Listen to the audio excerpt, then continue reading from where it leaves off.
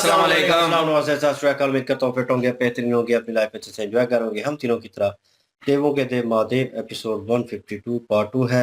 Like share subscribe कर दीजिएगा। Straight चलते हैं वीडियो की तरफ। मेरा नाम है मलिक सकलानी बारूद, मेरे साथ हैं Rana Mohammad Ali. Mohammad Sameer Khokhar. So guys let's start.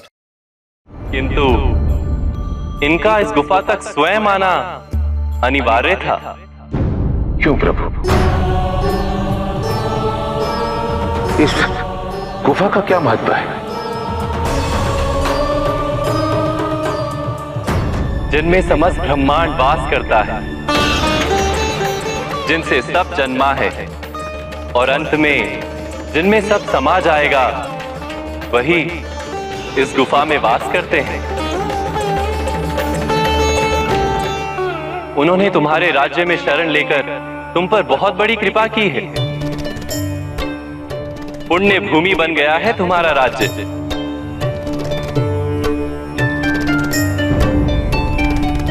नहीं समझे? जब पर ब्रह्म प्रत्यक्ष रूप धारण करते हैं तो उन्हें देवों के देव महादेव अर्थात शिव के नाम से जाना जाता है। वही शिव इस गुफा में घोर तप में लीन है।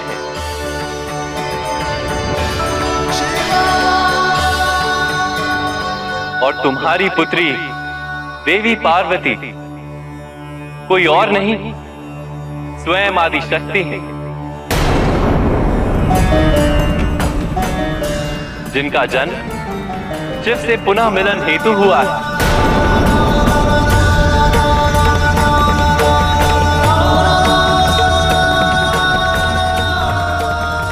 ताकि संसार का कल्याण हो सके। इसीलिए तो महादेव को ढूंढते ढूंढते देवी पार्वती यहां तक पहुंच गई हैं। हिमावत, देवी पार्वती के मार्ग से हर बाधा दूर कर महादेव तक उन्हें पहुंचाने में तुम्हें हर सहायता करनी होगी। केवल देवी पार्वती ही महादेव को उनके एकांतवास से बाहर निकाल त्रिमूर्ति की पुनः स्थापना कर सकती हैं। क्योंकि जब तक ऐसा नहीं होगा, संसार में अधर्म प्रबल रहेगा। क्षमा चाहता हूं। मैं तो विंध्या के राजा से पार्वती के विवाह का वचन वर्षों पहले दे चुका हूं। ऐसे में मैं पार्वती का विवाह एक ऐसे वैरागी के साथ कैसे करा सकता हूं जो एक शमशान में रहता,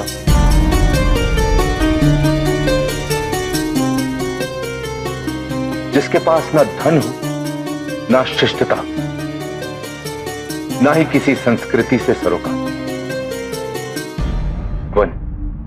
उनके परिवार, उनके वंश का किसी को बोध नहीं।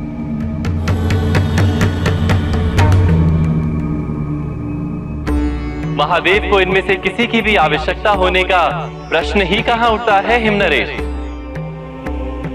महादेव तो स्वयं ज्ञान और धन के स्रोत हैं। तुम्हारी चेतना अभी इतनी जागृत, इतनी परिपक्व नहीं है कि तुम उनके रूप की महिमा समझ सको। प्रभु, मैंने सुना है महादेव की अर्धांगिनी देवी सती थी, और आज भी महादेव का हृदय देवी सती के आगमन की प्रतीक्षा कर रहा है। फिर आप ही बता कि मैं अपनी पुत्री का विवाह उनसे कैसे कर सकता हूं? हिमावन,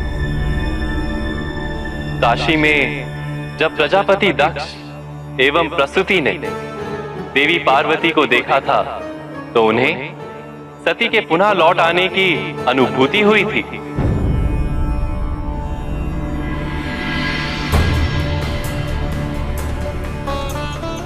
सत्य? भूल गए? क्योंकि सत्य तो यही है हिमावत। जिन आदिशक्ति ने इस जन्म में देवी पार्वती के रूप में जन्म लिया है, वही पिछले जन्म में सती के रूप में आई थी। हिमावन, तुम मेरे भक्त हो, इसलिए जैसा मैं कह रहा हूं वैसा करो। देवी पार्वती को अपने सत्य की अनुभूति होने दो और संसार के कल्याण हेतु उनके और शिव के मिलन में आने वाली हर बाधा को दूर करो।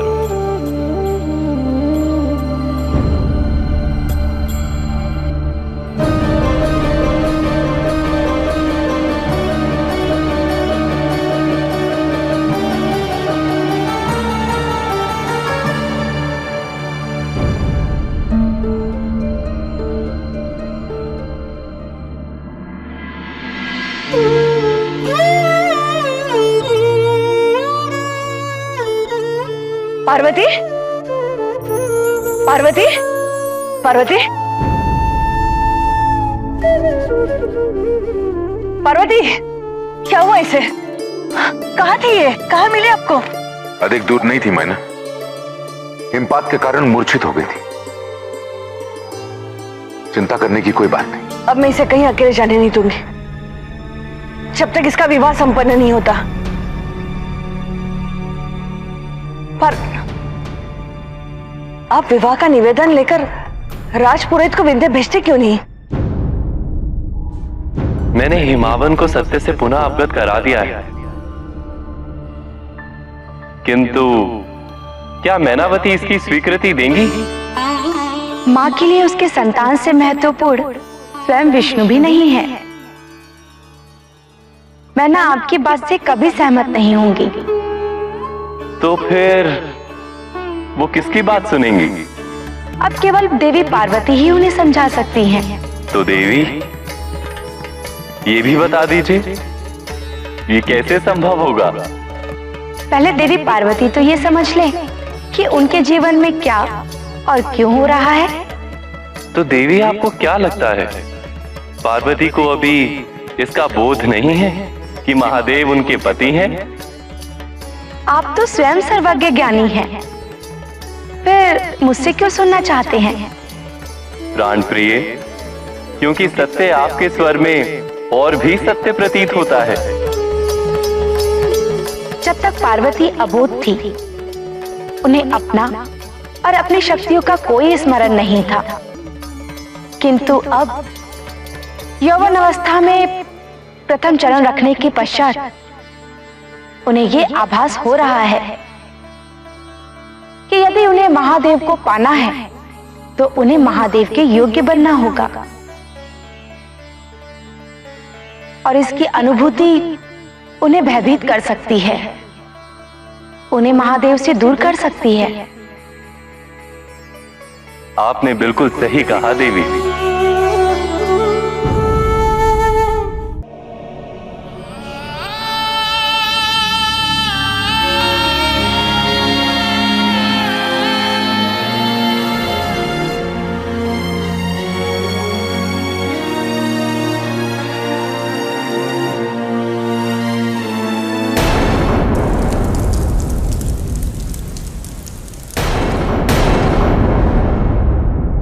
पुत्री, कोई सपना देखा क्या? क्या हुआ? हाँ?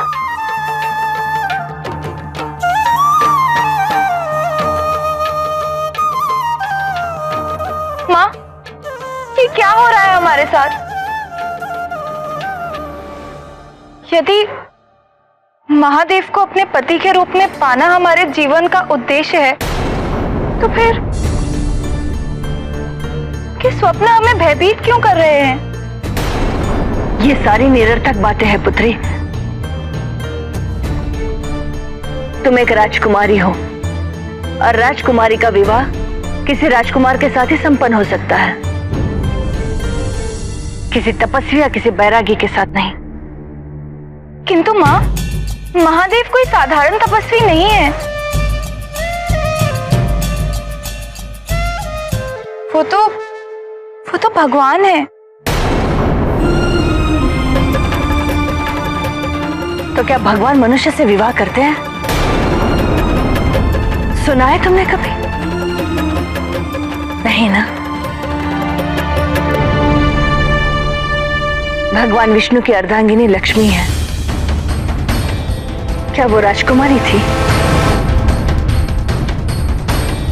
नहीं पुत्री, अपने मन से ये सारे भ्रम मिटा दो। अरे तुम तो भाग्यवान हो जो तुम्हारा विवाह विंध्य के राजकुमार के साथ तय हुआ है। और शुभ समाचार ये है कि विंध्य के राजपुरोहित स्वयं यहाँ पधारे हैं। उनसे परामर्श करके हम तुम्हारी विवाह की तिथि निर्धारित करेंगे।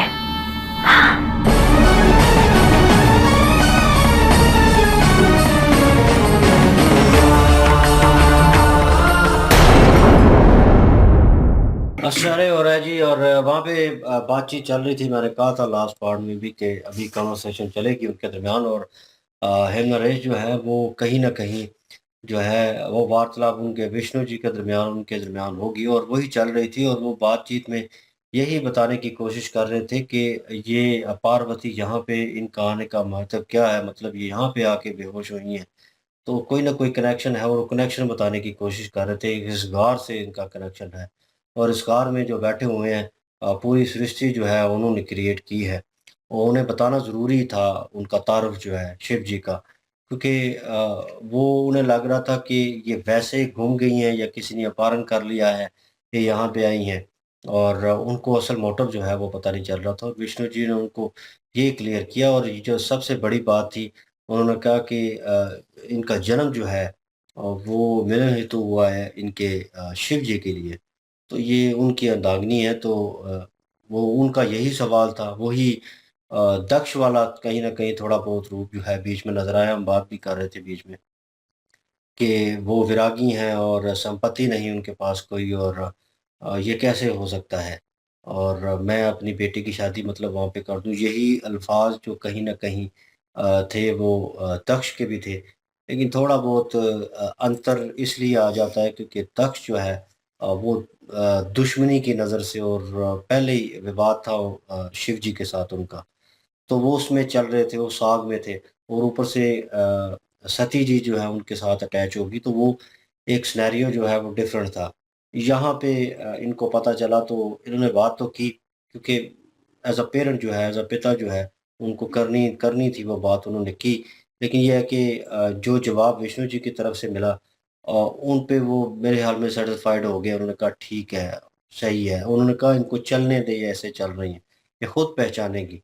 उन्होंने कहा मैंने तो रिश्ता तय कर दिया। उन्होंने कहा नहीं, तो मतलब अगर तुम मेरे भक्त हो तो मेरी बात सुनोगे और मानोगे। तो मेरे ख्याल में उन्होंने एक्सेप्ट कर लिया है इस चीज़ को हेमंत ऋषि ने।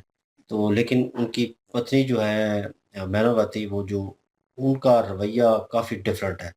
और वो जो है अभी जैसे वो लेके आए उनको वापस, तो अपने कक्ष में वो लेटी। उन्होंने कहा मतलब बेहोश कैसे हुई, ये क्या हुआ इनके साथ। और उसी दौरान उनकी माता को फ़िक्र लगी कि इनको अकेले नहीं जाने दूँगी और इनकी शादी के दिन चल रहे हैं। और उसी दौरान उन्होंने शादी का ज़िक्र भी कर दिया बीच में ही कि आप क्यों नहीं उनको जो है न्योता जो है वो देते और बुलाते क्यों नहीं हैं उनको शादी के लिए, उनको क्यों नहीं कहते कि।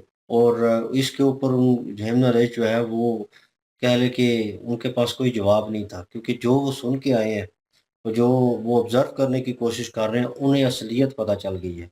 और मेरे ख़्याल में अब उनका रवैया जो है वो चेंज होगा। शायद उनके ज़हन में वो बात आए जो उन्होंने फ़ैसला किया था अपने राज्य में उस लड़की का, वो उनके माता-पिता के सामने।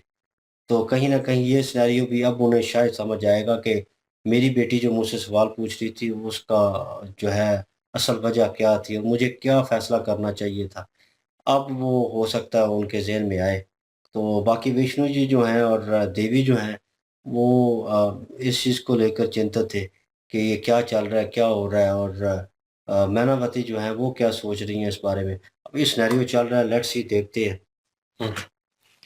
बिल्कुल जी, ये बात तो सही है, लेकिन यहाँ पे पार्वती जी जो हैं, अभी उन्होंने आहिस्ता-आहिस्ता सवाल-जवाब करने शुरू कर दिए हैं और अपनी माँ को भी इस बात का बता दिया है कि वो मन ही मन में शिव जी को अपना पति मान चुकी हैं और उनको हासिल करने के लिए जब वो उनसे मिलने के लिए जब वो पूरी तरह से प्रयास कर रही हैं और उनके मिलने के लिए ही उनका जन्म हुआ है, तो फिर उनको सपने इस तरह के क्यों आते हैं कि जिसमें उनको डर और खौफ का एक पता चलता है कि जिस तरह से उन्हें डर और खौफ वाले सपने आते हैं, इन चीजों को लेकर वो भयभीत तो हैं, लेकिन यहाँ पे हिम नरेश जो हैं, अब उनके कंधों के ऊपर एक बहुत बड़ी जिम्मेदारी आ पड़ी है।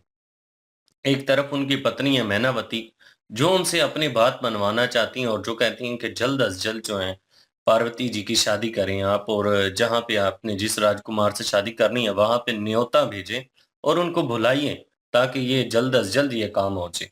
अब हिम नरेश जो है वहां पे विष्णु जी ने भी कह दिया कि आप मेरे खास भक्त हैं और जिस तरह से मैं आपको कहता हूँ आप वैसा करिए।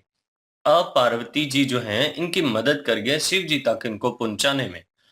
तो शिव जी के बारे में उन्होंने कहा जी कि उनकी कोई गोत्र नहीं का किसी को नहीं पता, उनके नस्ब का किसी को नहीं पता, वो कहाँ से आई हैं, कैसी हैं, क्या निज़ाम है उनका। उनके पास उनकी जो एक शनाख्त होती है उसकी कोई समझ नहीं है किसी को भी। तो यहाँ पे विष्णु जी ने कहा है कि इन सारी ही चीज़ों की उनको ज़रूरत नहीं है और आप नहीं जानते कि वो कौन है। जब आपको पता चलेगा कि वो कौन है तो आपके ये सारे जो प्रश्न है ये ख़त्म हो जाएंगे। बिल्कुल जी। और जो है वो हिम नरेश जी को तो बता दिया है विष्णु जी ने, और उनके जो है वो अब उनके पे जिम्मेदारी भी डाल दी है कि आपकी जिम्मेदारी है कि इनके मिलन के हेतु जो है वो आप जो है इनका साथ दें। और लेकिन ये है कि एक बड़ी समस्या जो है वो मैनावती जी भी हैं कि वो नहीं मानेगी, और वही हुआ कि जब वो जागी हैं तो उन्होंने मैं अपनी माँ से भी बोला, तो उन्होंने भी आगे से कह दिया कि ऐसा नहीं है, वो वैरागी हैं, कैसे उनसे विवाह कर दें। तो लेकिन ये है कि उन्होंने जो है पार्वती जी ने कह दिया कि वो स्वयं भगवान है। तो लेकिन उन्होंने भी आगे से जवाब दे दिया कि भगवान जो है वो कब मनुष्य से शादी किया, कभी सुना है? तो ये है वो है, तो टाल मटोल कर रही हैं वो, और कह रही हैं कि तुम बड़ी भाग्यशाली हो, तुम्हारा उस जो है राज्य में विवाह हो रहा है और वो सारे आए हुए हैं। और तो उस वक्त परेशान भी हो गई थी पार्वती जी। लेकिन शुरू में देखा जाए तो हेम नरेश जी ने भी जो है वो बातें की थी जो दक्ष कर रहा था, लेकिन दक्ष के कहने की जो हाउस भाव था वो और था। वो अपने अहंकार में कह रहा था, दुश्मनी में कह रहा था। लेकिन जो है वो हिम नरेश जो है वो वैसे कह रहा था अपनी पुत्री को लेके कि ये कैसे खुश रहेगी। तो लेकिन जब उनको पता चला, सारी बात का पता चला, तो फिर उन्होंने एक्सेप्ट भी कर लिया इसको। लेकिन दक्ष को पता था, लेकिन दक्ष ने एक्सेप्ट नहीं किया अपने अहंकार की वजह से। तो बहरहाल फर्क था इन चीजों में। अभी आगे देखते हैं कि क्या होता है जी। बिल्कुल जी, और नेक्स्ट पार्ट पे चलते हैं। लाइक शेयर सब्सक्राइब कर दीजिएगा। इंशाल्लाह मिलते हैं नेक्स्ट वीडियो में। अपना क्या रखिएगा, दुआ में याद रखिएगा। तब तक के लिए अल्लाह हाफिज, पीस।